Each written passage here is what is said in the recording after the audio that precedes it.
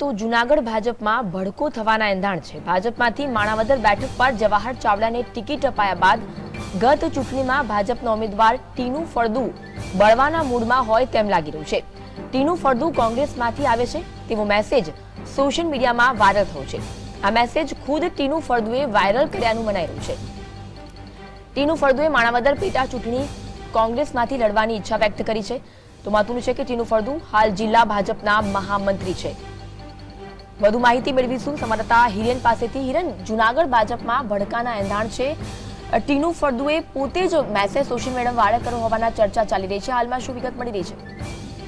જે ચોક્કસ વાત કરીએ તો માણાવદરની પેટા ચૂંટણીને લઈ હાલ ભાજપમાં એક મોટો ભૂકંપ સર્જાય તેવી પણ એક શક્યતાઓ જોવા મળી રહી છે। કારણ કે ગત વિધાનસભાની ચૂંટણીમાં ભાજપ પરથી લડેલા નીતિન ફળદુ ઉર્ફે ટીનુ ફળદુએ પોતે જ સોશિયલ મીડિયાના વોટ્સએપ એક ગ્રુપમાં પોતે જ મેસેજ કર્યો છે કે કોંગ્રેસમાંથી ટીનુ ફળદુ આવે છે। આ વાતને લઈ હાલ સમગ્ર ભાજપમાં પણ ભૂકંપ સર્જાયો છે। ટીનુ ફળદુનો હાલ સંપર્ક કરવાનો પ્રયત્ન કરતા તેણે ફોન રિસીવ કરવાના બંધ કરી દીધા છે અને હાલ ભાજપે પણ આ અંગેની તપાસ શરૂ કરી દીધી છે।